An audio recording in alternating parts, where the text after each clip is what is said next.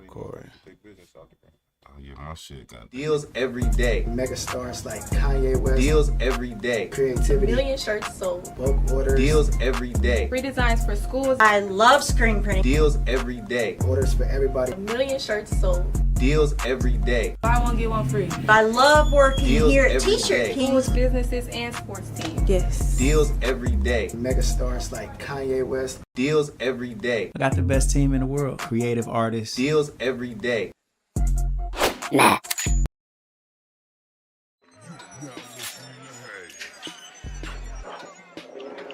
It's your homie C-Lock from Network and Chill, where the network is real and entrepreneurs build, man. Y'all come on and rock with us. Sean Fields, man. Y'all know where to catch me every single Monday night. We coming with heat, man. Y'all gotta make sure y'all get y'all's priorities together, man. We going over small business entrepreneurship, some financial tips, man. Pete, tell me, man. Don't worry about it. Don't worry about it. Oh, hey, it's your boy Peanut, CEO of Dash Resource LLC. Your business is my business, and this guy needs a logo. Pharaoh. Yo, it's Pharaoh. Yeah, make sure you at Gym City Market. Monday, December 19th, man. We there. Entrepreneurs. Yeah, come on. Over 1 million t-shirts sold, man. That's a sack. It is, but you know, I'm upset we ain't sold 2 million yet. That's all. What's most important for you at T-Shirt Kings, man? Customer service, man. Taking care of my customers, making sure that they major. What about your team? I got the best team in the world. They get busy. They love the customers. We got a saying, I don't gotta go to work, I get to go to work. What are some of the different styles of shirts that like you can get made here? I got DTF printing. We are definitely the screen print kings. We turn that around immediately for you, which by the way is what separates us from other companies. Somebody will tell you it takes 2 weeks. I tell you it's gonna take 2 days. Where do you see T-Shirt Kings like 5-10 years from now? We're already the best t-shirt company in the world. We already are coming up with concepts that I don't see anybody else doing. You order 20 shirts, 10 of them are free. Bulk discounts, fast turnaround, and free designs. Completely world class. Nah. Stacking Smith. What up, fam? Hey, bro, I heard y'all got a new store opening up. Yeah, for sure. Oh, yeah, that's good. Where it's at? 100 North Main. Okay, y'all gonna be doing grills in there? You already know. Oh, okay. What's it called then, bro? It's called Grills on Main Street. Grills on Main Street. Grills on Main Street. Grills on Main Street. Grills on Main Street. Grills on Main Street. Grills on Main Street. Grills on Main Street. Grills on Main Street. Grills on Main Street. Grills on Main Street. Grills on Main Street. Grills on Main Street. Grills on Main Street. Grills on Main Street. Grills on Main Street. Grills on Main Street. Grills on Main Street. Yo, what's good? It's your boy, Dapper Dash Peanut, man, in the building, man. Listen, man, we have a legendary guest in the building, man. You know what I'm saying? But first, we got to pay our sponsor, you know what I'm saying? Normally, Elyon is the one breaking it down, but we're going to say, you ain't cool if you don't go to that school, Horizon Science Dayton High School Academy, man. And really, man, like, this is going to be a real dope interview, man, because we got a chance for literally, like, get you a scared straight moment today. You know what I mean? You know what I'm saying? So, man, we want to make sure we say what's up to that. Shout out to Kiara Wine. If you want to get lit a little bit, holla at Kiara Wine, man. You get that at More for Less, or holla at my man Antoine Cunningham on Facebook. Shout out to t-shirtking247.com. Go for your mouth. We got diamond deals going on right now. Dash Resource LLC, your business is my business. Official Network and Chill every Monday, 6 o'clock p.m. If you want to get on that RSVP list, make sure you DM me or holla at Smith. You know what I'm saying? Well, man, you can't be calling already, y'all. Come on, man. 937-991-0025 to go live. Yeah. That's the one college, man. Not scared straight though. What you got going on? Some goddamn. That was for somebody else down the street. Okay, so cool. Listen, y'all. So we gonna get into this video really quick. I'm about to pull it up and I'm gonna get Baby Boy's reaction to this. Are you still going by Baby Boy, right? Man, we get into it. But go ahead, man. Is it cool if I still call you Baby Boy for now? It's that screw. Yeah. Screwed. Okay, there we go. Let's get. I'll pull this up real quick for y'all, so we can get my Brody's reaction to this, man. This is crazy. Go.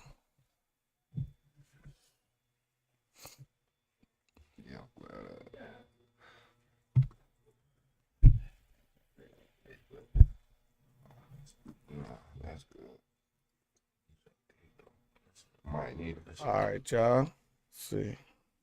Got it all the way up. Let me move this over here so bro can see it. All right, here we go, bro. On the big screen, bro. We're gonna get your reaction to this, man. We in, we turn down. Make sure they can see you. Here we go. Okay, here we go.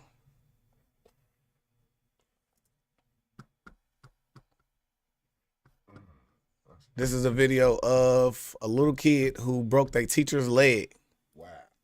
Rockdale County teacher sending her to the hospital with a broken leg. Good evening. Thanks so much for joining us tonight. I'm Tom Haynes. The sheriff's office and the school district now have open investigations. News Center reporter Joy Dukes joins us now from the live desk. Joy, teacher advocates say classrooms have gotten more violent over the years. Yeah, Tom, that teacher will have to undergo rehabilitation for her injuries. The representative for a state teachers union says that kind of violence at the hands of students is directly related to the country's massive teacher shortage.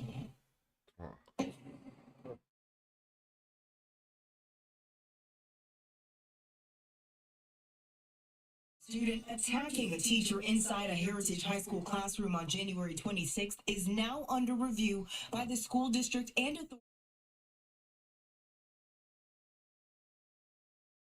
But that's kids, period. Times on social media shows chaos erupting in a hallway after an argument between the student and teacher seen here escalates. As that student appears to slam the classroom door on the teacher and then begins to throw punches. There is no excuse for the violence. There is no excuse for children who are. I want your reaction, Brody God, man. I ain't gonna, I'm in a wow. I'm at an awe moment right now. You know what I'm saying? This is very sad though. You know what I'm saying? And what makes it even worse. Put that mic closer to you. What makes the situation even worse, you know what I'm saying, is this shit is becoming normal. Mm-hmm. It's becoming normal, bro. Just not too long ago, what was it, a 6-year-old, 10-year-old, whatever, that just shot the teacher. Yeah. You know what I'm saying? Yeah. Like, we starting to see this shit on an everyday basis. So I'm not shocked that it happened. It's sad that it happened. You know what I'm saying? Mm-hmm. It shouldn't happen. What do you think should be the appropriate like punishment for a child that does this? Well, first of all, cut this shit out. Lead up, bro, because I got the store right there. We can't smoke back here right now. I ain't see bro smoking. Okay. My fault, family. Yeah, all right. I know I smell some thrax. Yeah, we just gonna continue to hit this pork. You want some of this pork, family? Nah, I'm good. I'm working. Yeah, what do you think should be the appropriate like punishment for that? Sad to say, man, I'm gonna say it has to fall back on the parent, as well as the child, though, to some degree. The child, because the action is the action was taken by the child. Mm-hmm. You know what I'm saying? So at some point, you got let's look at this. Let's look at it in this perspective like this. What's the proper age that we learn right from wrong? To where we feel like it's so, you know what I'm saying, to where one is accountable for their actions. What's the proper age that we would say that one is accountable for their actions? That's a good question. I'd say about 5. See, I can't say that. Because at 5 years old, you still have the mindset of a baby. I don't know if I did. Your brain is still developing. You don't know what's right and what's wrong. You still learning. You're still learning. You are still learning. So you had so when we looking at the development of the body of the brain, right? Mm-hmm. At 10, I already know if I touch the stove, I'm gonna get burnt because it's hot. It's on. You feel what I'm saying? Yeah. At But 10, I think know right and wrong and knowing the difference in like it's not wrong to touch a stove if it's hot. Okay, it might be you're doing something that's gonna like hurt you, but wrong is like stealing something. You got your moral compass as to what is right for you to do, and then you make a decision not to do it anyway. But who teaches that? It could be subjective, right? Like, I think some of it is we born with though. Because how I'm coming in is the kid's perspective. Yeah. See, that's a kid that we was just watching. Mm-hmm. You feel what I'm saying? Right. That kid is not able to make adult decisions. What was it? This is the video. We just watched the video of the kid fighting the teacher, breaking the teacher's leg. Oh, okay. You feel what I'm saying? So he was asking me what my response to that was, and then the question was, what do I feel the punishment should be? So the action was actually took by the child. So that child has to suffer consequences for its actions. But the parent should get the bulk of that shit because everything starts at home. How is this kid disrespecting this teacher? Either this kid is disrespecting the mom, somebody at home don't have no control. Morals. So whatever this kid is being taught, whatever this kid is seeing, this is how this kid is acting. And don't nobody got a rein on that shit. So now she's in a public environment and anybody is subject to what she's now learned. Right. So who's responsible for that? Right. Like for instance, I mean, if a kid brings a gun to school, then the parent should be charged for it. Shit, they going for the parent if it's truancy. If the kid don't go to school, they coming to pick your ass up. So what would be the difference? That's a great point. But see, man, listen, this port. Listen, I got because it low key loosened the tongue up. But I'm into this type of shit.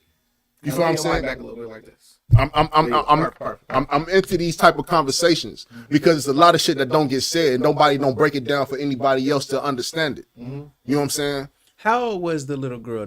A little girl. She looked like she was in middle school. She had to been like 7th, 8th grade, or freshman. No more than a freshman.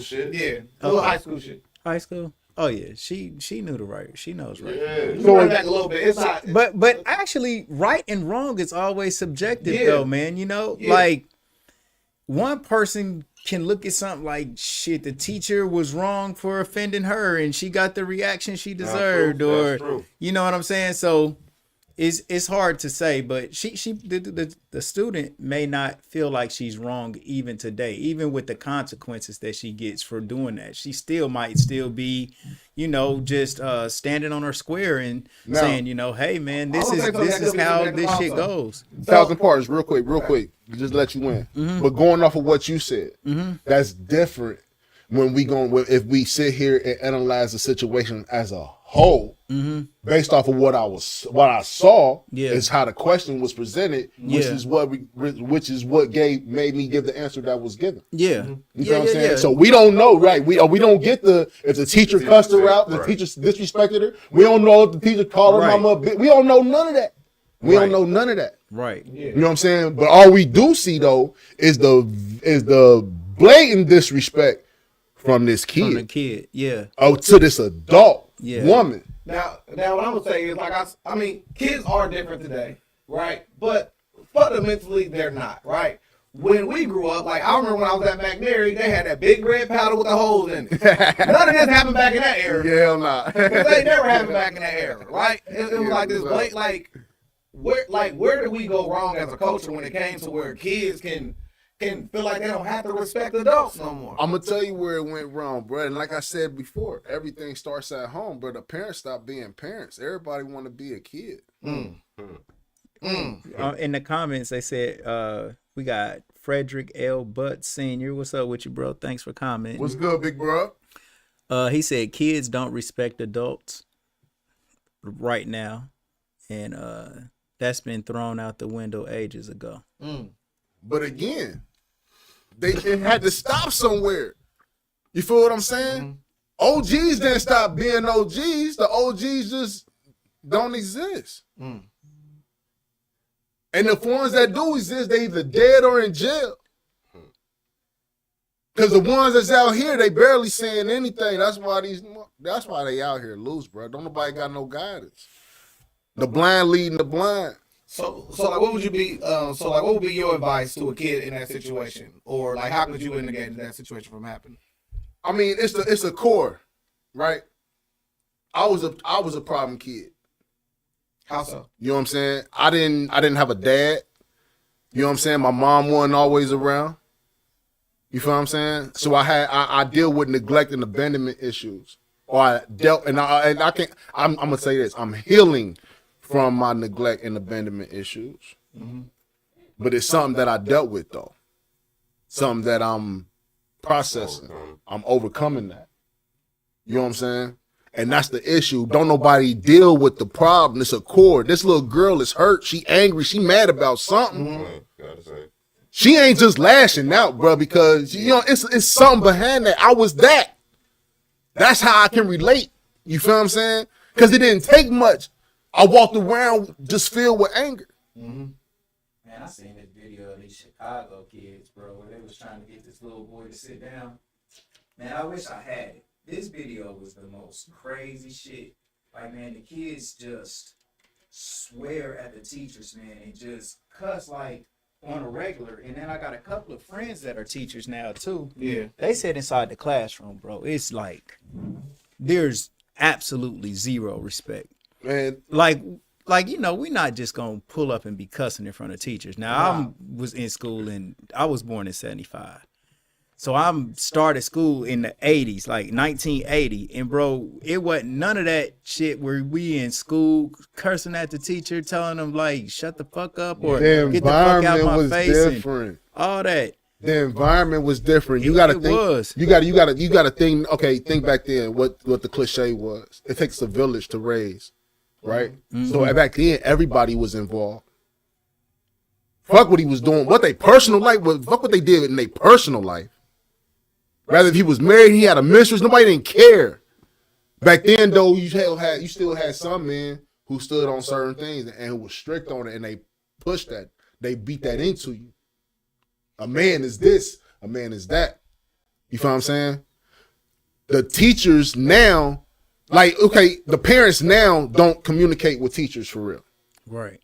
The teachers don't. They have an issue communicating with the parents. Mm-hmm. So there's a disconnect for a mutual entity, which is the kid. Mm-hmm. Because they being friends with their children instead of being parents. At that time when they dealing with them school environments and whatnot, they send them to school and then they basically agreeing with what the child telling them, not really speaking to this adult about the situation of what my dad, you know. Yeah, like whatever the kids say, that's what it is. You gonna go with your child. Yeah, that's It was today. wild to me because, like I said before to my son before, because he tried that on his mind before, and I said, man, why would a teacher lie on you?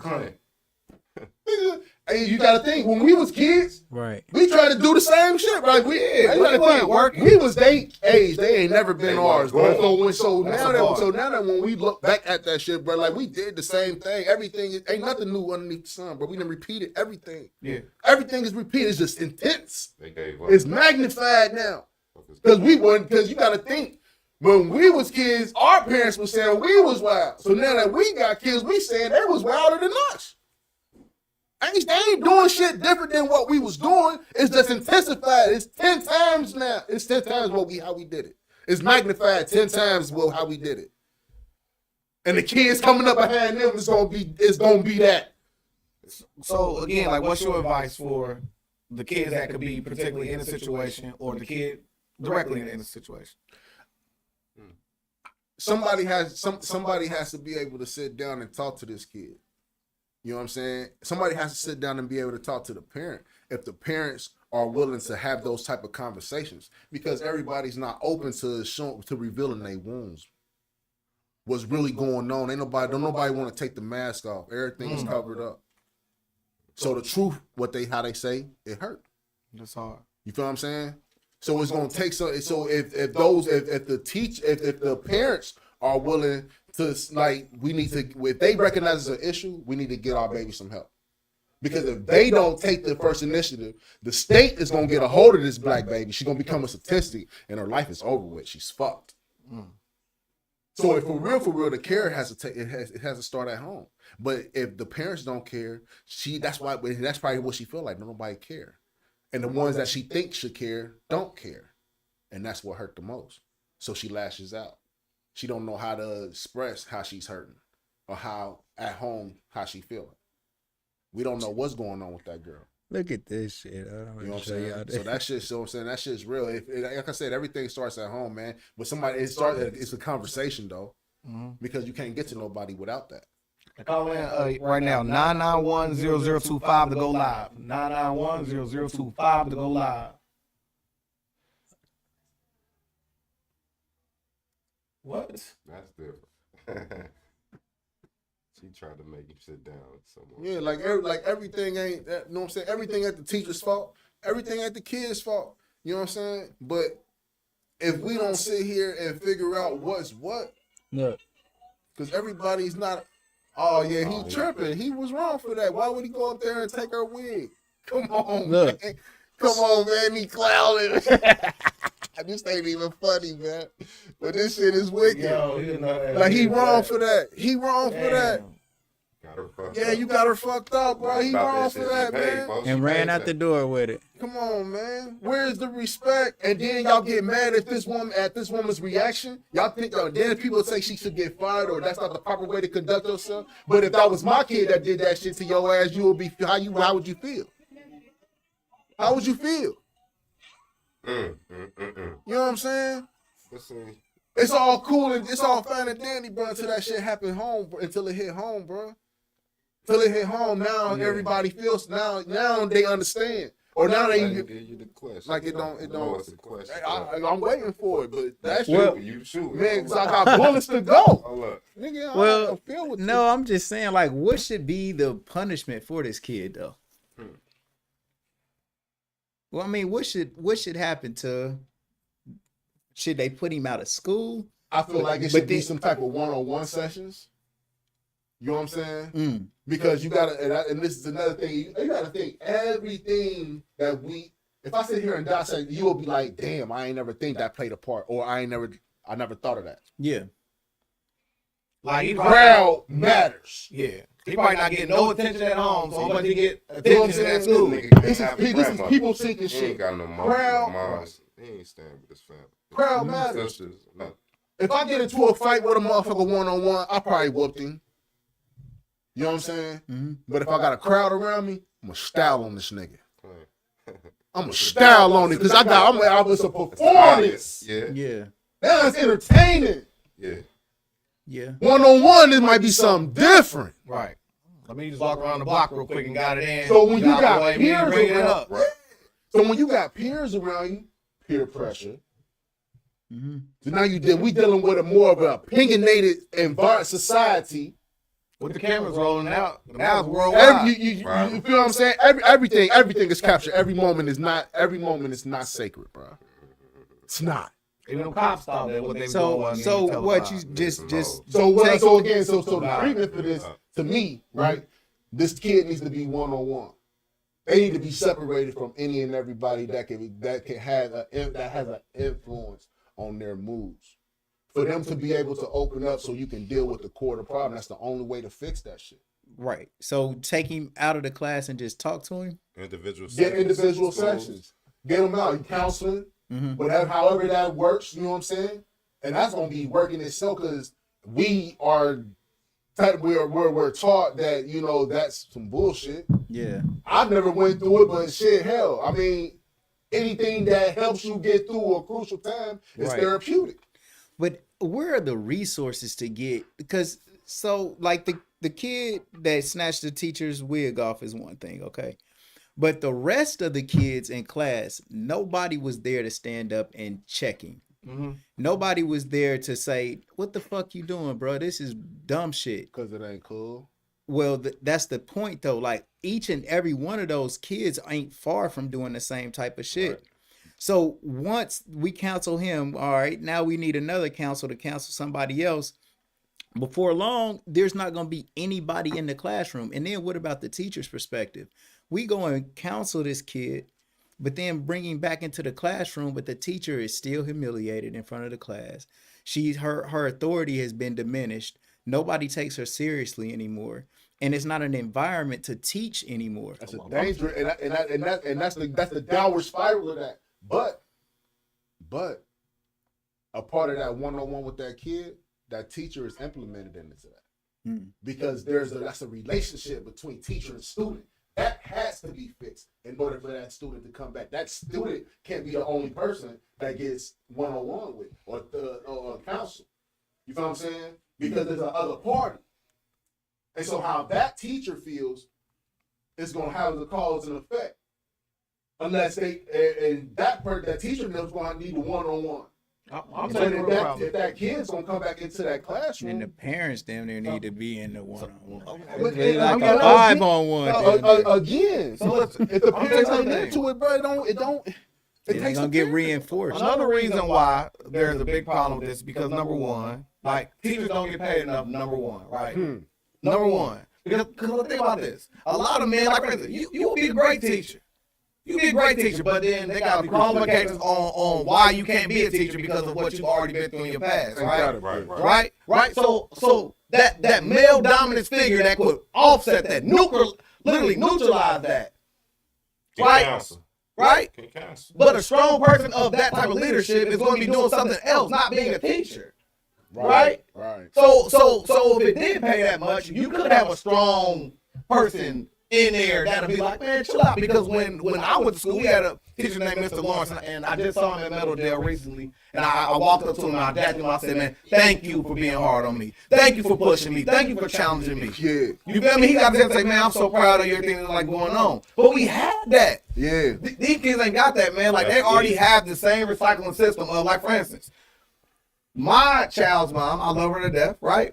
She is real soft when it comes to my son. Of course, it's her firstborn. It's like, you know what I'm saying? He just wink at her a certain way and she love it. It'd be like that. So he go to school and it's all female teachers and, you know what I'm saying? He's nice and charming to them until he ain't. Yeah, right. So it's like, hey, stop. Hey, stop. It's like, man, he need that dad. Like, hey, yo, relax. Yeah, it's the balance. It's the balance. They don't have that in the school And system. again, that goes back to what I said prior to, if you remember me saying. Parents stop being parents. Everything stopped.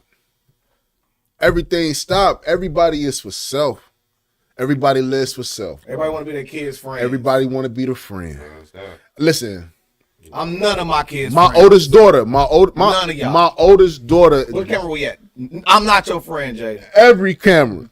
Not your friend. Listen, Junior. I got KK, you my baby. I say this all the time. I got 1,000 kids, right? My oldest daughter. Okay. Listen, my oldest. Name of the title of the video. Now. My oldest got my namesake. I call her Junior, right? She's nice. She'll be 20 years old this year. And I tell her all the time, not your friend.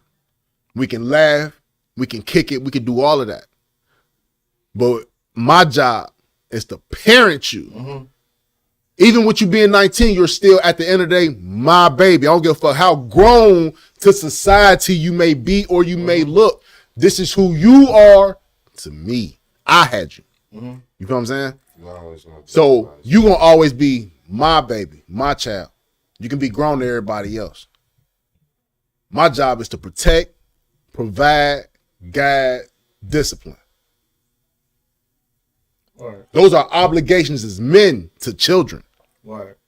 So man, bro, so like let get into how you was raised, man. So like, where'd you grow up at? Born and raised here. You know what I'm saying? Specifically, I'm an 88's baby. I'm for real. If you want to go like from birth to whatever, I'm a Vista boy. Okay. At birth, you know what I'm saying? My mom stayed on Nicholas Road for like 15 years. Type shit. So I was like 6, 7, you know what I'm saying, when we moved from that area. And what was the area like? I was young back. You see, this is crazy when you ask me these questions because they really take me back to childhood time. Like back then, the first thing I remember is the old school food stamp. The booklet, where you had the different colors and shit, for the amount of money and shit. You know what I'm saying? So then you had Mr. Blanks down at the corner. You know what I'm saying? So we had Mr. Bills and Westwood on MacArthur and motherfucking Nicholas Road and shit. So I remember, you know what I'm saying, Chili Willies. All them shits. What you know happened to Chili Willies, man? That was a hit, bro. Chili Willie was that thing over like a milk carton. Yeah. What? Yeah, no Chili Willies. They ain't got them no more, bro. We gotta bring that back. Another state. That's what I'm saying. Like that shit. That's how my childhood memory was. And at that time, I just remember it was two dudes, man. I don't even know where these cats is at, man. I ain't seen these cats since I was a kid. I don't know if they did jail or what. Or politicians, somewhere. Politician, whatever. Any Black History Month, baby. We gotta say something nice about them. You know what I'm saying? Black Power. Shout out to my black folks, man. Like one dude name was Isaiah, another dude name was Frederick, and I remember used to, you know what I'm saying, going down to their house, you know what I'm saying, down to the corner, that's my fucking goal and all that shit, and it was cool. And back then, I'm sure it still is though, but all the houses on Nicholas Road on one side, all of us shared the backyard. So if we was outside and you step out, you go out the back porch, you can see the other person's house on MacArthur from your back porch type shit. You know what I'm saying? Like a football time. Yeah. You had a whole. There was 1,000 yards back there. You know what I'm saying? So that's pretty cool. It was, you know what I'm saying? It was cool. I don't have no traumatizing memories. You know what I'm saying? Up to that point, I think everything for me happened after that. Okay, You know so like walk us through like one of the traumatic experiences that came after that point. My granddad, man, he died in 97. Was it untimely? Was it? I can't say if it was timely, untimely. You know what I'm saying? I was a kid. Mm-hmm. You know, I didn't even know nothing about death. You know what I'm saying? That was my first real live experience of that. Mm-hmm. You know what I'm saying? With your granddad? Nah, but we was close though. You know what I'm saying? Like my mom's and like my granddad was so. I was like, I don't want to say his favorite grandson because these is his grandkids. You feel me? But when my mama used to tell me, she was, you know, because I was born in '88, and back then I want to say that's the year Jesse Jackson was running for president. Yeah. You know what I'm saying? Keep hope alive. So he was trying to convince my mama to name me after him. Word. You know what I'm saying? That's how deep, that's how strong that the bond and connection was. Like, I remember as a kid, like, when, God bless my Uncle Soul, man, but they dad, I remember when I used to get in trouble and shit, they used to try to whoop me, I'll run to granddaddy, y'all leave my boy alone. You feel what I'm saying? Granddaddy spoke, ain't nobody going against them. Hey, boy, get up there and sit down. Yes, sir. I'll sit down. Yeah, out of trouble. I'm out the way. You can't touch me. You can't touch me. Superhero. Say that. I remember my mom used to take me and my grandparents and shit to the ice cream parlor right there on Drexel, next to what's the little grocery store right there where the gas station is. Is that it? Food Town or some shit like that or whatever. It should be an ice cream parlor right there. Yeah, bro. My favorite clean. My favorite ice cream coming out of there, bro, was the chocolate and vanilla swirl. You remember like it's yesterday. On everything. You can't make this shit up, bro. You can't make this shit up. The chocolate and vanilla swirl. I used to get that with the sprinkles on that motherfucker. Boy, you got nostalgia treats on deck. You talking about Chili Willy's? Yeah, on that. Ice cream. My memory be so vivid with this shit. Motherfuckers be like, damn, you remember? I'm like, bro, I could tell you what you had on, nigga. Like, damn, you know what I'm saying? So it be live like that, but that's how my childhood was, bro. When he died, though, man, that was the most tragic shit for me, bro, because I wasn't taught that life is this and this is what comes with it. I wasn't taught that. I didn't know that. The most important person in my life I lost at that moment and didn't know how to deal with it. So that's when I started spiral. That's when I spiraled, and I'm just turned 35 yesterday, and I'm trying Happy birthday, King. Man, appreciate it. And I'm trying to come back up out of that shit, bro, because that shit cost me a lot of years. Let's get into some of that, man. I mean, when I first said weak, spoiled, golden child. That's my sister. What's up, big sis? She say that shit all the time, man. Listen, all I can say is I'm mama's baby boy, man. She had 5. She got 3 girls, 2 boys. So I met you back in 2000 and damn. So okay, hold on. We linked up. Let me damn. I'm thinking okay, so I couldn't have been too far out of high school because it was when I was staying in when I was staying over. Okay, so I take that. Okay, yeah, you, yep, because you was in Metal. G was in motherfucking the Barringtons. Yep. I just moved. I had just came home, I came home October of 08, October 25th of 08. Okay. So I met you Let's talk about I that met you. first. I met you in 09. Okay, so let's talk about the bid that you did before. Okay. All right. So like, what was the circumstances that led to you being incarcerated? It's a line of things, brother. To be frank, again, everything that I'm saying ties into that kid and the situation what we was talking about previously. You know what I'm saying? I was at trouble. I had anger issues. You know what I'm saying? Mm-hmm. So the first time that I ever knew anything about being in the police cruise or whatever, I introducing myself to some cuffs I was 12. Damn. You feel me? In and out of the DH at that point, and then I did it's a group home facility somewhat through the court system called Dortate over there in Jefferson Township over there by Liscombe. Yeah. You know what I'm saying? I did 30 days there before. You know what I'm saying? And then I in and out of the DH, I ended up getting sentenced to juvenile prison. You know what I'm saying? DYS, Department of Youth Services. You know what I'm saying? So What was that experience like in hindsight? Like looking from your perspective today, what was that like for a kid? Because like now, you know what I'm saying, like you being a parent. Now you talking about being traumatized. Here we go. Now you talking about being traumatized because you talking about a kid who is still learning life and developing, right? Who really is not understanding what his emotions is or her emotions is, don't know how to process that shit, don't really know how to express with words how they feeling. You feel me? And you putting them in an environment where they're caged. And you putting them around other kids who don't know nothing. They just like you. Yeah. And some of them are 10 times worse. Yeah, you just. And I gotta fight. Yeah, enhanced it, man. You just enhanced it. I gotta fight. You ain't 100. Hey, Dash, listen to me. I'm glad that you're doing this interview, bro, because this is real raw, bro. I've never, and you can hold the crown for this. You get the first exclusive interview. I've never talked, bro. I've never did this, bro.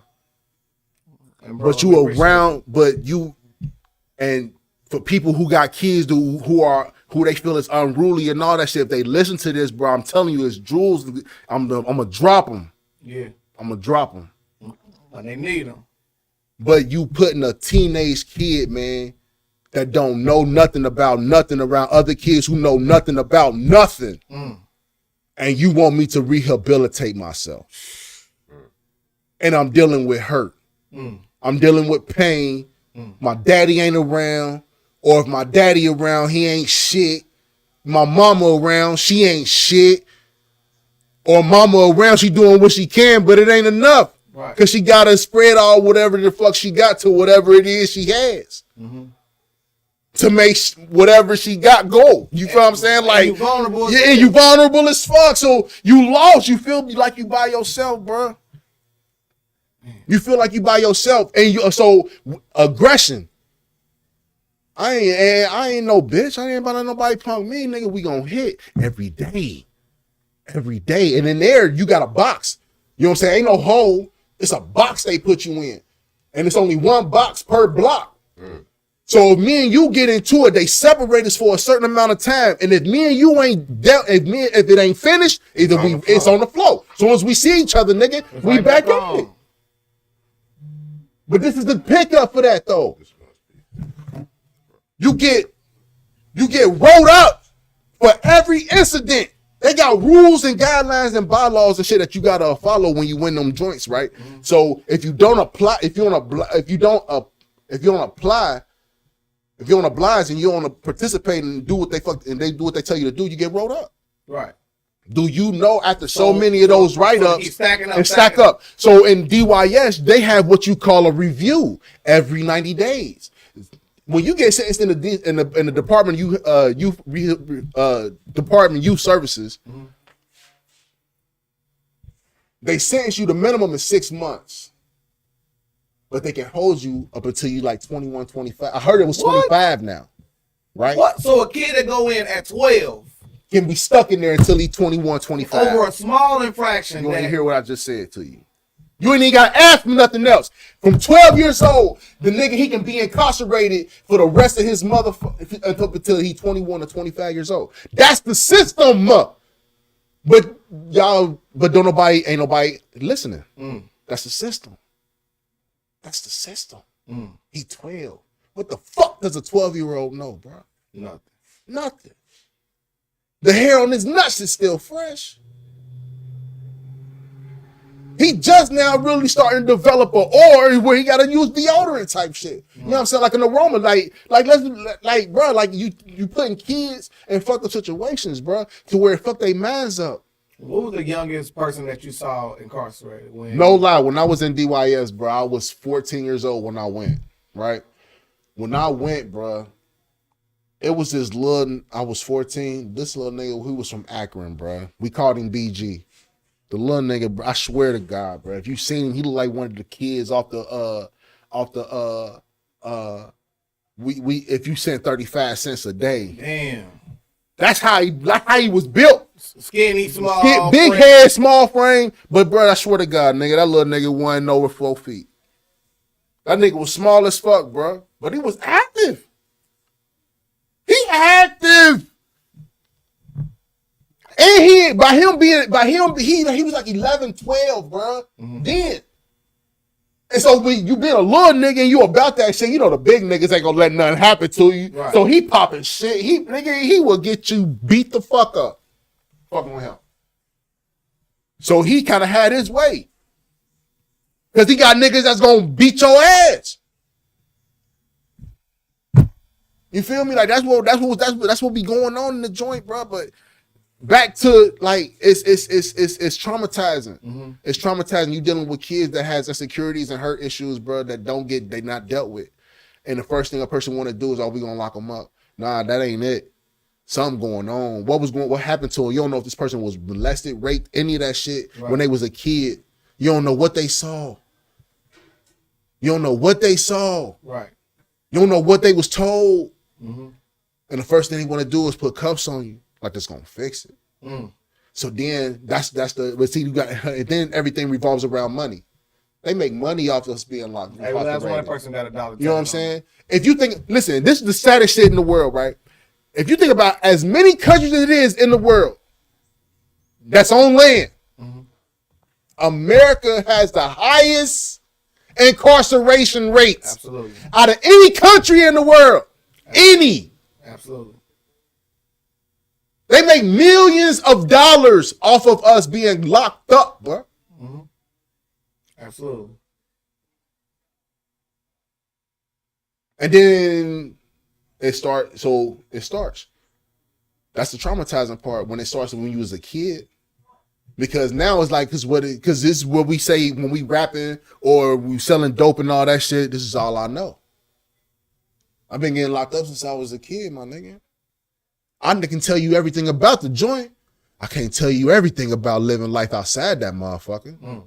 Because I ain't had that type of experience.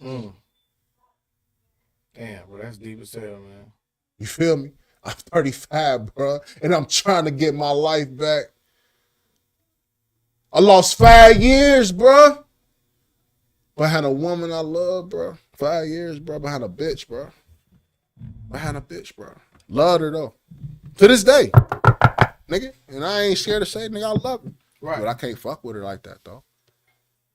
That shit's slow. Because what I would do, another motherfucker ain't willing to do. And this last go around, I just did 5 years. I was 29, bro. I turned 39 in the county. I got locked up on New Year's Eve. You know what I'm saying? So, you know what I'm saying? Like, I got a story. This shit deep. But you know. So let's talk about before you got locked up again, right? Yes, sir. So like this is when I met you finally, you know what I'm saying? Like 09. Dre, my cousin, shout out to Doja, man. Shout out. Damn, what's up with those? I mean, it's like life push you in different ways. It definitely do, man. Damn. Bro, but man, that's live, man. I love my cousin. You know what I'm saying? Like, this is a godsend for real because I'm pretty sure, you know what I'm saying, he finally get a chance to watch what I do. Yeah, you man. Know what I'm saying? Like, I love my cousin to death. I just ran the G recently. I hosted an event. What was it? It was Candy Bar's birthday. So you know what I'm saying? I ran into Be Easy. I ran into G. You know what I'm saying? It was a dope thing, and I let them know, like, bro, I love you feel me? I ain't got nothing against my cousin. You feel me? I hold my cousin proud of me. You feel me? Like, no, so we from the sandbox together. You feel me? But then they, Cuddy Doja, nigga, I love you, bro. But so anyway, so he brought you to my crib, and he was like, bro, I got an artist, bro. I want you to hear him. I'm like, bro, let me hear him. Yeah. He like, we pulling up. I'm like, oh, all right, great. Like, and you know me enough to know. At my crib, I don't like niggas at my crib like that. Like, I've always been like that, but you was always cool. Like, come on, slide through. So you came through and like spit some of the dopest verses I heard. Like, you know what I'm saying? Like, I was rapping during that time. I'm like, bro, like, let's do it. So, like I said, after this interview, I'm gonna send you all the tracks that I got for you. But this is live, man. This is dope to me. I swear, man. I'm blessed, man. This is humble, man. It's full circle, right? So it's like, so last I heard from like that point, you know what I'm saying? Like you had already done been like doing your music. Then I see like you doing shows, you doing stuff where like you giving away dragon tickets and all the type of stuff going on. Where like anybody who reposts a CD, I give you some dragon tickets, shit like that. Like I'm seeing my nigga doing numbers. I'm just sitting there proud from afar. Yeah. But then I heard you get locked up again. Like what was the situation that got you locked up that time? So it was, man, life for real. When I came home, when I had met you, I was still trying to find my way for real. Real shit. You know what I'm saying? Like growing up, I ain't gonna lie, like I jumped off the porch with Cuz. You know what I'm saying? I was just sitting next to me. You know what I'm saying? Now, that's more like my brother than my cousin. Mm-hmm. You know what I'm saying? That's my nigga. You feel what I'm saying? But I had I was trying to find my way, and make a long story short, you know what I'm saying? Because I don't want to prolong it, but I had caught a dope case back in 2012, and I was out for a nice, you know what I'm saying, significant amount of time. You know what I'm saying? Like I came home in 08. I was out 6 years before I ever seen the joint again. But I went back to the joint because of the dope case that I had caught 4 years after being incarcerated. Yeah, because I was saying, our cousin, what's his name? Damn it, he's in Hunter Gang, man. Go Getter? Yeah, shout out to the Go Getter nigga. Yeah, you feel me? You know what I'm saying? You know what I'm saying? He had posted like free Baby Boy. And I'm like, man, what you mean? Like, what's going on? So I see other people on the post saying like, yo, like what's going on? But I think like you had just got locked up that time, but then you had got out and then you got sentenced later. That's how it went. Yeah, so what it was, so I caught my dope case like May of 2012. And I had ended up my kids and their mom or whatever. Like I actually, to be frank, I was actually on a move, bro. I was getting ready to move. The move was Florida. You know what I'm saying? And I caught my dope case. Right. And it was so crazy how that shit happened, right? Because my baby mama, she like, how do you feel about moving this, that, and I'm thinking like, damn, like that'll be dope. You know what I'm saying? The move, start fresh, new, different, all that type shit. Like I was in it. The thought, I was all there, bro. And I'm making good money. I'm on my grind. You hear me? I'm on my grind. And this before fentanyl really came into the play and started fucking everything up. You know what I'm saying? Like back then, a nigga was cutting shit with Xanaxes and shit like that. You know what I'm saying? Like, but anywho, enough of that. So I was into it for the move, but I caught my dope case. So I had my oldest daughter or whatever. So my whole thing was, and I was debating with myself, like, do I leave or do I stay? Because Ohio has an expedition law. So wherever you go, they're going to come and get you. You know what I'm saying? They're going to come and get you. And I used to battle with myself like, damn, if I leave, if I get myself up and I'm this tax-paying citizen and I'm living my life all this way, you know what I'm saying? Me and my kids and my baby, everything all happy and shit. And all of a sudden these bitches find out where the fuck I'm at and come and uproot me from this. You feel what I'm saying? Like, it was a lot of shit that I was dealing with, that I was battling with on the mental side. Like, do I do this or do I don't? And so when it was too late to back out because we had already put the ball in motion to move. So me and my oldest daughter, we go down there, you know what I'm saying? And everything was cool, but me and my baby mama ended up falling out. And that was the flip side of the coin. Because prior to that, I was all for it. But then when me and her got into it, I ain't got nobody down here. I don't know nobody down here. Where the fuck I'm gonna go? She got the fucking car. I ain't got no license. Right. You hear me? Yeah. The weed down here trashed in the motherfucker. Though you get 3 G's for $10. You know what I'm saying? Like, yo, yeah, it's Midgy. You know what I'm saying? But you know what I'm saying? Yo, you get a quarter for the dub. You know what I'm saying? 6 for the 20. You feel me? Like, you know, like you know what I'm saying? Like, depending if they fuck with you, might get a little extra. But right, the weed was trash. Like, so I'm down here in this hot ass city, bro. I ain't never been down here before. This is my first time down in Jacksonville. Mm-hmm. Oh, okay. Yeah. So me and that's and if you and Jacksonville is supposed to be the largest city in America land wise. It's like take 30 minutes just to get on the other side of town. You know what I'm saying? So we got it. I'm like, man, fuck this. I ain't staying down here. I'm gone. And I ain't never stay. The only time I bust a move, bro, is when I'm able to go back down there to see my kids. But my lifestyle, you know what I'm saying? And it's so fucked up because it's a fucked up pattern. It's a rotation that's crazy. I'm a convicted felon. No job, trying to get a job. I'm on child support. So the child support takes more from me than you know what I'm saying, than I'm able to live off of. Right. You feel what I'm saying? So that puts you in a complicated situation in itself. To where you I'm not gonna go too much further into that. But you feel what I'm saying? But that's what be going on while motherfuckers be thinking like shit I'm forced to this. Because of the situation, this woman put me on child support. So anytime I get a job, they're going to take this such and such amount of money from me.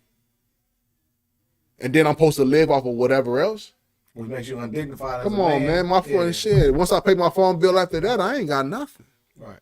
I ain't got a pot to piss in and throw it out of. I ain't got no house. I ain't got no apartment, no clothes, barely. Right. Child support, if you owe child support, you got a license, nigga, you don't pay your shit, they take your license. Now what sense does that make? My fault. What sense does that make? How the fuck am I supposed to get to work if this is my livelihood? Right. Now I'm in a double whammy. I done lost my license. I'm behind on child support. I can't get to work because they took my license due to the fact of me owing child support. Bitch, take me off child support. You want to complain about what I ain't doing? The fuck is you doing? Help me help you. Make that make sense. Right. Because this is what the system is doing to us black men. And females don't be catching the concept. All they see is benefits. Real talk. The shit is crazy, bro. The shit is crazy, but don't nobody talk about this shit. Child support to me, if you fuck the nigga and he got you pregnant and he don't want nothing to do with that baby, you put that nigga on child support. Don't put no nigga that's willing to come and get his baby man on child support. Oh God. That's willing to, you calling him, he willing to buy shoes and all that type. Don't do that nigga like, you don't do him like that. Oh God. Like, I started off on child support on 2 of my children, you feel me? And I had, through the grace of God, you feel me, by my actions and me showing them, like, first of all, this is one thing I want ladies to know, right? Period. If you ever get a chance to look at what comes out your child father's paycheck compared to what you get, it's a different number. Hello. Right? They're getting something different. Like, they're the split that like they're getting, okay? Like, it's literally these fees that they take out. This was the angle I used to tell my baby mama, because when it came to it, my child's mama, respectfully love you, baby. Right? Literally, I would show her, listen, you're saying that this ain't enough. And I'm showing you what coming out my check is more than enough. Yeah. And I show you what's coming out and you see what you getting. That is where it came to a point where she said, you know what? I'm gonna take you off this. I'm gonna take you off there. Make sure we straight. Yeah. Because you good at managing money she get more than me. She get more if you ain't on child support. She benefit more. Bruh. So thank both of y'all for y'all listening to me. You feel me? I got one I'm working on now. Right? But at the end of the day, you know what I'm saying? I definitely understand that sentiment right there, bro. And like your passion to me is warranted. So like, yes, like that's cool because at the end of the day, it's like people need to see that there are men out there that want to take care of their kids. But you can You can literally be handicapping him by making it to where he has to go through these different channels and avenues that hinder him. You gotta think like this, right? A man, certain men don't know how far we push women, but women don't know how far they push men as well. Agreed. Right? That coexists with each other, right? If you got a man that's willing to do for his kid, you know what I'm saying, and a woman is acting the opposite. She's not agreeing. She's not obliging. She's not trying to cooperate. She's not trying to make this an easy. You know what they call a disagreeable woman, right? I'm just kidding. Unstable creature. I had to get my If joke. you don't know what an unstable creature is, go watch Baby Boy. Hey, you heard me? So you know what I'm saying? So that was clear. Yeah. That was clear. You low-key threw me off with that. But yeah. So we don't know where we push each other though. Exactly. So when you got a man that's willing to be there for the kid, and a woman is always because you ain't doing what she wanted to do, when that man finally say, you know what, fuck it, you can't get mad. Right. Because me fighting you is getting me where? It's stressing me out. And the only person that's suffering is the kid. Because while you in your feelings about me, you still sucking on whoever's dick on the side. And my baby's still suffering. Like, this is real, bro. The kids is at the end of the day is the ones that's suffering, bro. But she in her bag about you. And then we see You can't have no female. But she already got it. But you can't have no female. You gotta watch who you take the kid around. Yet the baby live with her, and she got a whole nigga. That's always been something. She got a whole nigga. But you gotta watch who you had this little motherfucker around. Bitch, if you don't get the fuck out of. Hey, excuse me, I'm sorry. Because I don't know who all's watching. So I don't really. But hey, you tripping. Did he go left? Nah, bro. Tripping. He all right. He Tripping, all right. What He was did the he go question, left. bro? Man, All listen. right. What was the question? Everything. You all right? You know. Everything goes. I'm Everything 1,000 goes. part with it. All right, so I mean, like this last step, man. I mean, like to me was like I didn't go through what you went through, but Yes, I know sir. it had to be one of the roughest one because I mean I remember Livewire, man. Man, God bless my brother. So I just made a post to my brother today. You know what I'm saying? Yesterday would it been my birthday, man. And tell the world what Damn, Livewire man. was, man. That's my brother, man. That was my brother, man. 7-4 to the world blow, man. You hear me? Even if it don't blow, man. That was my brother, man. That's my dog. That was my dog, man. Sure. And he was with the shits, man. Great, bro. If he fucked with you, he fucked with you. God. But if he ain't fucked with you, you was fooled. You got ate. Yeah. Period. My brother died 6 years ago on my birthday. My last birthday on the streets was the last time, you know what I'm saying, my man was alive though. You know what I'm saying? It was crazy because certain things in life, it stamps you to where anything happens, it might trigger that moment, and you'll always remember that. So it is just crazy how my nigga died on my birthday, bro. Like that's my day though. That's my day, nigga. I'm selfish as fuck, but I gotta share that. What was the circumstances? With my guy, he was him. I don't want to, you know what I'm saying? Because I don't really know how you feel me? He was him, and it wasn't accepted. You know what I'm saying? When you do so, when you poke a motherfucker so when you do something, a person is gonna react after so long. And bruh being him was being him to the wrong person at the wrong time. Wasn't able to read. It was just a situation that I feel, and I wasn't there. You know what I'm saying? So I'm only speaking right now what I'm about to say off of how I feel. I just feel like it was just bad timing for bro to do whatever he was on. Like he didn't read what was going on like that. It was just a wrong move. You know what I'm saying? But they don't make me love my nigga no less. You know what I'm saying? That was my nigga. You know what I'm saying? And but yeah, that's how I ended my birthday, bro. It's my 29th birthday, bro. My nigga died, man. And tell us a good life wire story, man. Oh man. It's crazy because it's right. I tell this story, man. Shout out to my brother Fred, man. Free my brother Fred Mitchell, man. He locked up, man. LOCI, man. My nigga been down for like 16, 17 years, man. Shout out to my gangster, man. For sure. I was just telling nigga, I had came home, right? I'm riding down Huffman. At this time, me and my ex or whatever, I had this black Impala, right? It was spooked out. So I'm riding down Huffman and shit on the east side over there, and I got my music loud and shit, and the windows down. But all of a sudden, all of my gangsters, man, shout out to my gangsters, man. All over, you know what I'm saying, we got that call. So when you hear that, you already know, like, somebody, like, ears up, tender, like, you hear me, like, what's going on, like. So I'm riding, and I got my music up, bro. What I just did just pierced through that. So I stopped it. I stopped mid, like, yeah. Look, I look out the window. This nigga in the middle of the street, like. So I'm like, nigga. So I back up or whatever. He's like, nigga, I need a sack. So he get in the car. I'm like, bro, what's up? He like, shit. He's like, bro, I just beat a nigga's ass. I'm like, bro. Like, nigga, ain't nobody fighting no more. Like, why is you still putting hands on this? And my nigga got that mint. He got work. You hear me? For sure. Man, then the second time I seen him up there, he's on crutches, bro, because he fucked his ankle up because he stumped the nigga.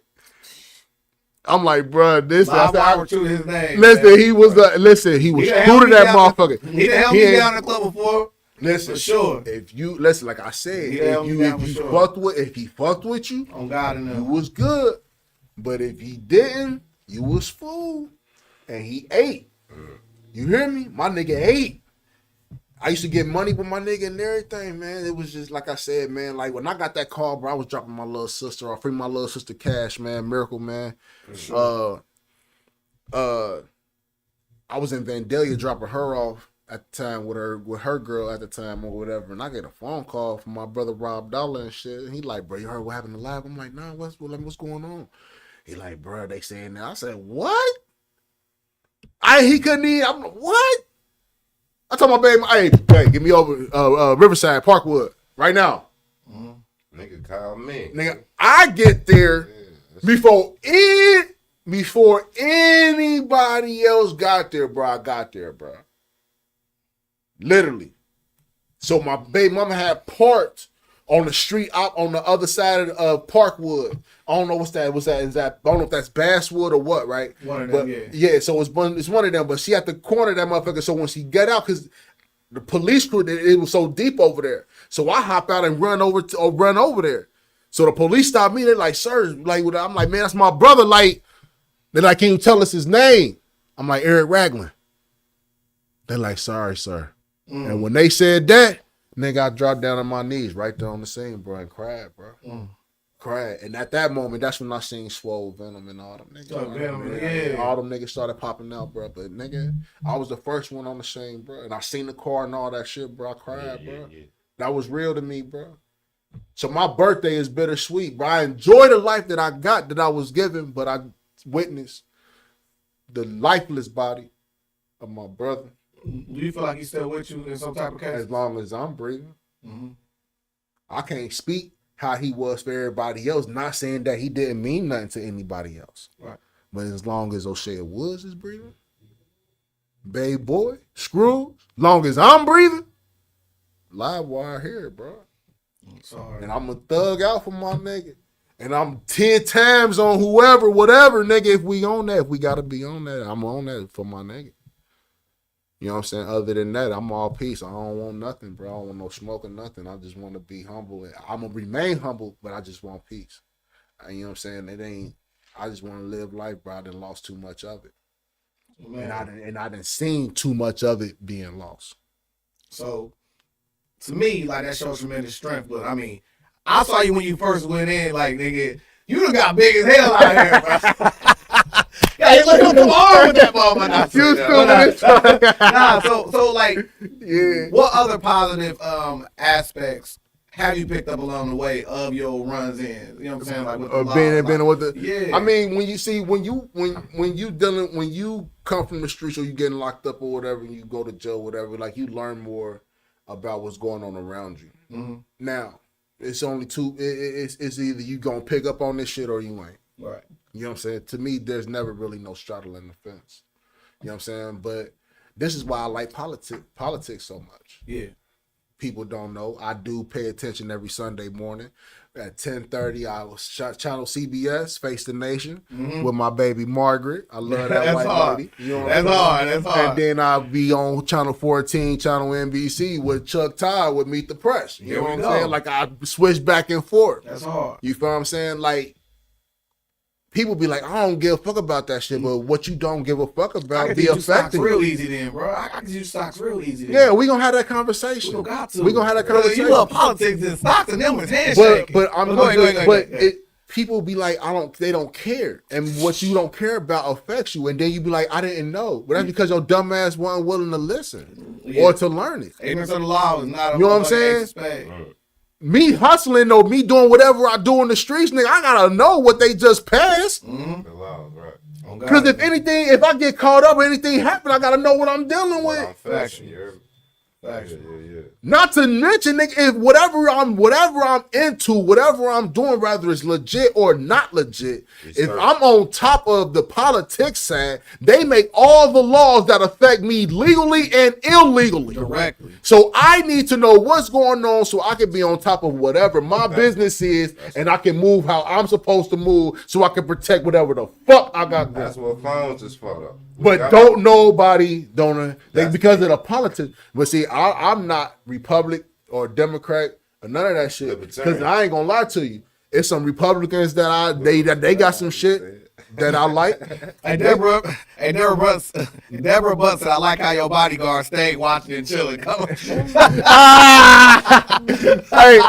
DeBoer, shut the fuck up.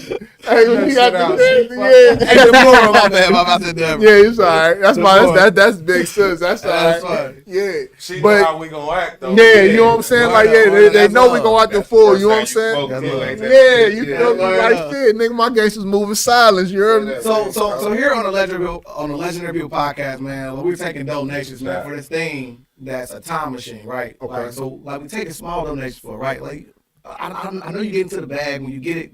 Just holler at us, right? Oh, don't worry about it. I'm fresh home right now. I ain't got shit for you. But as soon as I get right, I promise you. But once we create this time machine, right? Yeah, add me on there. I'm a dog. When we create the time machine, right? The legend that's sitting in your seat will be able to go back in time, right? So, but since we don't have that, we're gonna have you imagine, right? So, where would you go back in time, and what would you change?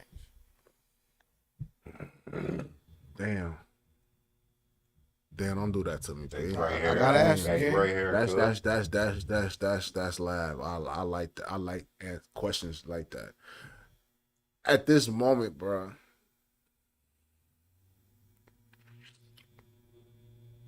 If I was to change anything, right? And see, this is like an oxymoron for me because I would change it and I wouldn't for certain reasons, right? So I don't know if that's safe to do. Is that safe to do? Yeah. Okay. What I would change would be my last situation that caused me to get incarcerated. Okay. And the reason why I would say that is because I feel like I was in a place in life that I had never been. You know what I'm saying? In what way? And as far as being a parent, my daughter was listen, anybody that know me, my daughter's spoiled as fuck.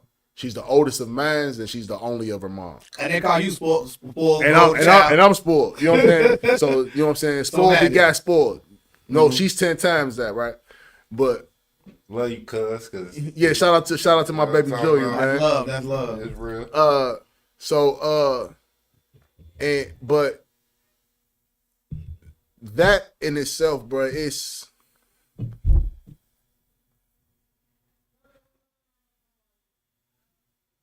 I'm like, damn, bro, I don't even know how to. Pork got it. You heard me? That's all good. I don't even know how to. That's how words can't even express it. Mm-hmm. I'm trying to even conjure up with the words to even express it. I can't even do that. That's how deep it is for me. Mm-hmm. That's hard. That's bro. how deep it is for me. You know what I'm saying? I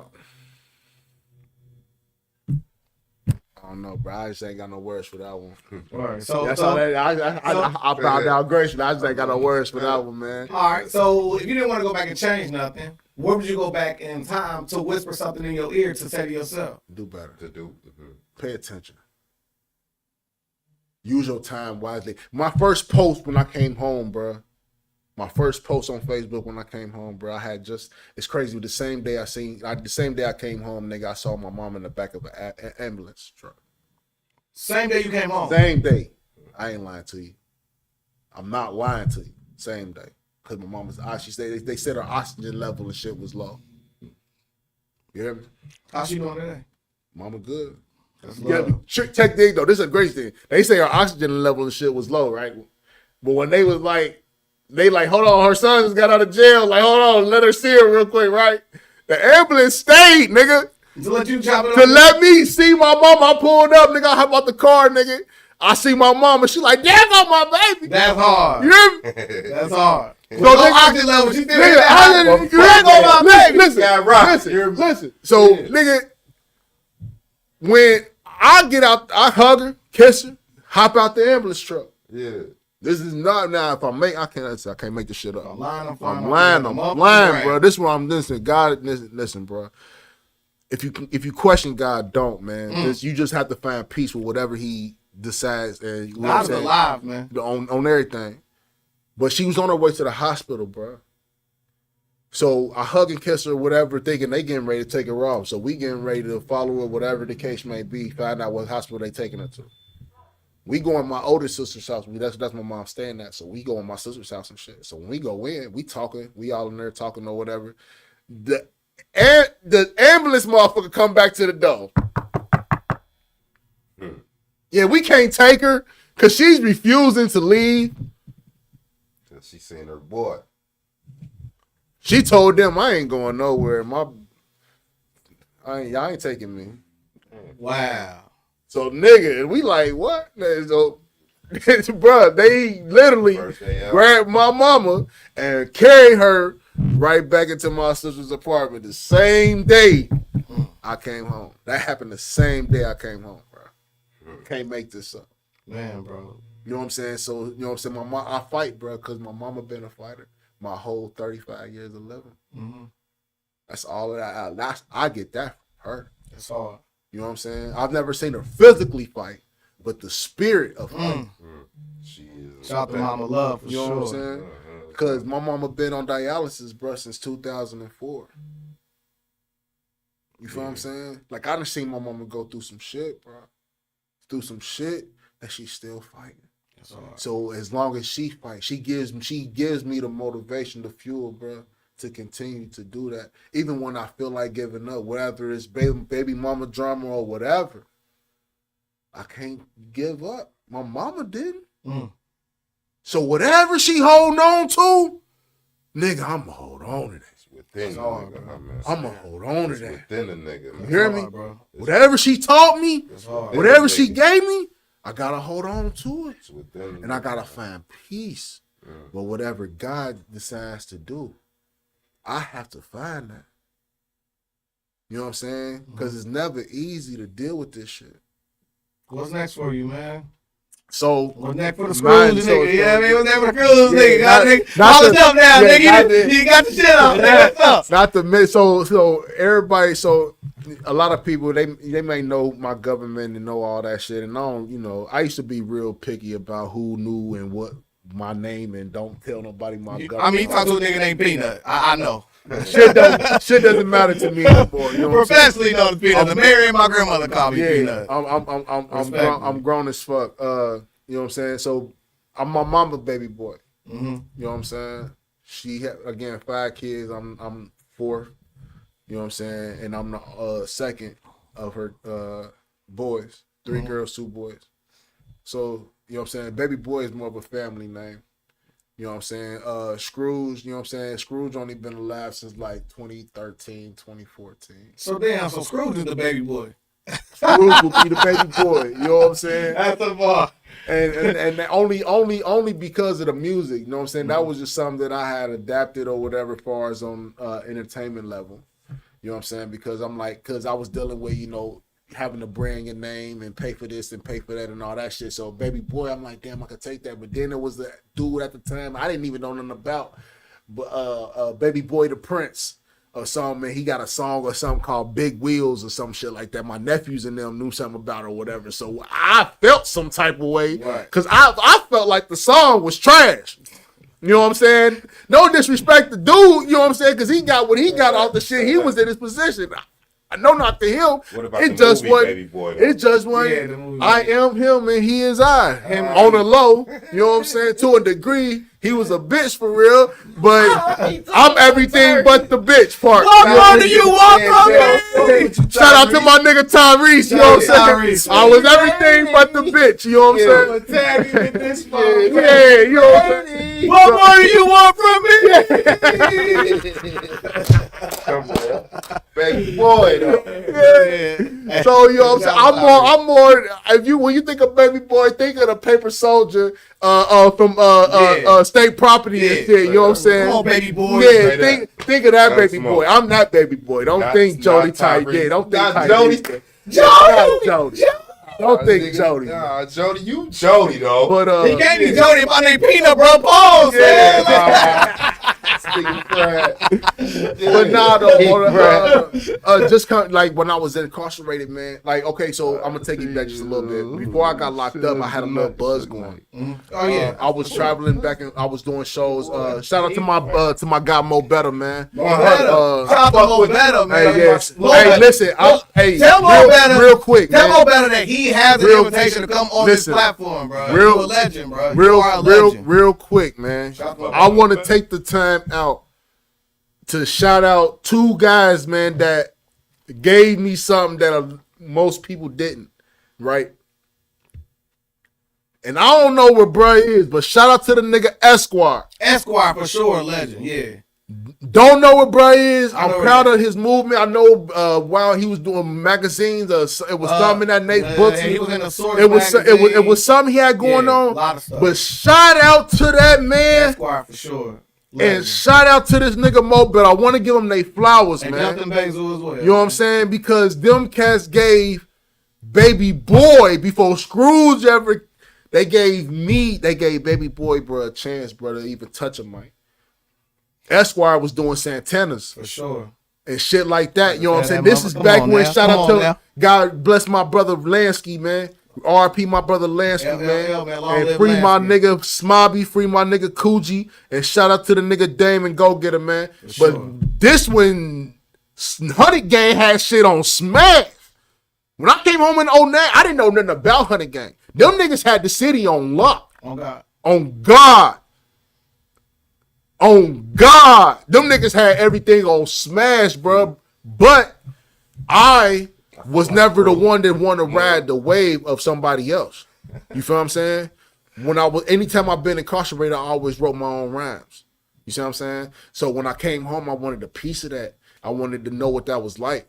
And it was many times, bro, where it was a lot of favoritism going on.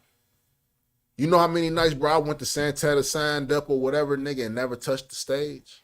Yeah. I ain't got no fan base or nothing. We all been there, bro. You know what I'm saying? I'm there till that bitch closed, nigga. I'm there when it opened. I'm in this motherfucker till it closed. Yeah. My name was in slot 22. Yeah, say that. Nigga, how the fuck everybody else touched this bitch but me? But I was hungry. And I never stopped going. Shout out to Fame, man. You know what I'm saying? I never stopped going, bro. Even when they denied me. Shout out to Jay. Oh, man. Hey. Come on, bro. My brother Romero, that nigga had bar. That nigga. Do you feel now? My nigga playing the sax. He bopping now. The sax bop. What's it about? Bop crew, whatever. What's that shit called? Love Locks. Love Locks. And they got a show coming up, and I'm actually hosting the event. Oh, yeah? Yeah. Bro, listen. However you, man. tickets. Like, link me in. Gotcha. I want to be a part of that. Gotcha. But he was live on the bar. Listen, there's so many niggas that have bars. Any saxophone though? No. Rap. No, back then it was rap. I said he doing now. Now he's doing extra. He's playing the saxophone and shit now. He live with the shit too. Taking me too. I've been playing the drums. Listen, it's crazy. We went to church together. Shout out to saxophone Tom. We went to church together. I've been playing the drums my whole life. So for him to be playing the saxophone, nigga, I never seen that. Never knew that. Well, like saxophone Tom will play that, but like his whole group do a whole live band session. They got an album called Honey and Sage, one of the greatest albums I ever heard. And then they're dropping a new album coming up next month at the actual event, man, for sure. Bye-bye. But yeah, man. He is a complete artist, man. Hey, Like, I love that brother, man. Yeah. I love that brother. Yeah. So again, man, with me coming home while I was in there, man, I never stopped writing. And before I got locked up, like I said, I had my own little wave. I was dealing with some cats in Cincinnati. Shout out to Queen and King out in Cincinnati with underground music movement. I had a song at that time, man, that I had did. It was called I'm the Plug. And this was crazy. The song was never completed. I was on YouTube searching for beats, and I heard this beat, and I'm like, damn, this motherfucker live on the low, right? So I get to come in on the low, right? This motherfucker on the low is live. Like, for real, like, you will hear something, but what you put to it makes it what it is. It increases it, right? So in my mind, like, when I heard this beat, I'm like, damn, like, what the fuck, this beat? Again, I'm a musician, I play drums. So shit started hitting me. I'm like, what the fuck? I'm like, damn, this shit. So all I came up was with a bridge, hook, verse. Then it'd be the hook again, right? But I wanted to see how the club was gonna react to this shit. So when I write the shits, didn't take me long. Same day, say I write the shits, I record the shits, I go to perform the shits. They love the shits. You hear me? So I don't never go back and finish the shits. I don't never go back and finish the song, bro. So what happened to the shits? So me playing the song, it starts becoming a regular when I go and perform. Cause everybody feeling that. I'm the plug, right? So while I was in there this time, I actually took the time to write verse 2. Well, yeah, listen, bro. We got to bring you back in for a second. Like I said, man, I wish we got here at 12. Oh, yeah, for sure. My fault, man. My apologies, man. Shit been crazy, man. Engagement, man. Like I said, Yeah, we definitely got to do the part 2, man. Well, yeah, man. So, man, but I got to do my numbers, man. Listen, man, here on the Legendary People podcast, at this thing called the Butterfly Effect. Either something you said in the course of an interview or something I found in the course of my research, I found to be truly profound and amazing, man. Yes, sir.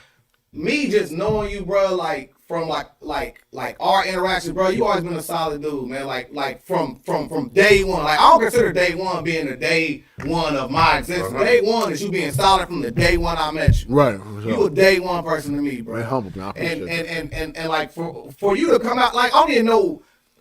I didn't even question how you got my number because I know it was God, right? Yeah. Like, he hit me up. I clear blue sky. He didn't know what I got going on, nothing like that. And I was like, bro, what I got going on, I'm always going to plug people in with what I got going on. Especially with something good, positive, and moving in the right direction. Sure. And like I said, bro, I have the ability to plug you in with multiple people that are doing great things, bro, like positive stuff for the community. And I think your story is profound. And I didn't fully know that because I didn't know what you was in for, all type of stuff. But then, like, we talk about, you know what I'm saying? Like, these kids that are going through these traumatic situations, and, you know what I'm saying? It's so easy to be a fly on the wall to say, man, these kids is messed up. But, like, you changed a lot of people's perspective in this viewership and within myself. Because, like I said, I'm a father first. So, I know, like, whenever my son acting up, you feel me? It's something I have to change, implement, or change, like, within his life. Right. Your name being Baby Boy was just a bar that God wrote himself, right? Right. But today, to see the man you are today, knowing that this is gonna be the last time they ever take some years off of you, but For some sure. years off of you, put years in front of you. For sure. Right? Inshallah. So man, so I'm gonna say this, bro, like you, bro, I'm proud of you, man. And I want you to continue to push towards whatever you got going on. I promise you, I'm here to help you on them next steps in front of you. Because like I said, you got a ton of that knowledge. This outside knowledge, some shit that my nigga. Yeah. I'm a goat at that. Yeah. You feel me? Like I said before, bro. Like, man, I appreciate you, man. I appreciate you having me, man. It was a blessing, man. Like I said, you the first one. Don't nobody listen. Shout out to my brother Nino Green real quick, man. Everybody has one, man. Green, you know what I'm saying? Check out his podcast on the Cut Different Network, man. I'm scheduled to be know on what there I'm too. saying? Like, Yeah, Clean. Listen. Nino Green. I don't want my brother to feel no type of way, but P Dash got the first exclusive interview. Part 1, because it's got to be a part 2, because there's so much more that we could have talked. Yeah, for sure. It's so much more that, you know what I'm saying, for us to talk about or whatever, but you got the first one, bro. Ain't nobody been able to do this, bro. You got it, bro. Bro, I appreciate you, man. Please tell the people where they get your social medias and stuff like that. Oh, yeah, man. At the moment, you know what I'm saying, I'm fresh home off a bid, 5-yard bid, so please, y'all work with me. But I do got a Scrooge McDollar fan page or whatever on Facebook. So, you know what I'm saying, if y'all fucking with me or you just want to check it out or whatever, I'm just now really trying to get that back up and running. But subscribe to that, add yourself to that. You know what I'm saying? I do got some new music to be recorded. You know what I'm saying? That will be out soon. Springtime is going to be jumping. I promise you, you're going to love this shit. You know what I'm saying? And it's epic, man. 23 is going to be epic, man. We're going to jump like joy, man. And we're going to dunk some shit like LeBron in this bitch. Oh, God in there, man. Shout your people down, man. Oh, yeah, man. Shout out to my brother, man, Meat, man, and my cousin, man, Rilla, man. You hear me? We out here, man. You heard me? We out here, man. We thugged out like a drug house, man. That's hard, man. Going nowhere. Legendary People Podcast, Legendary People, Legendary Stories, man. Dash Resource LLC. Your business is my business, man. Be a capitalist, not a victim. Is live for y'all, man. You know the vibe. Salute. My business is my business. Say that.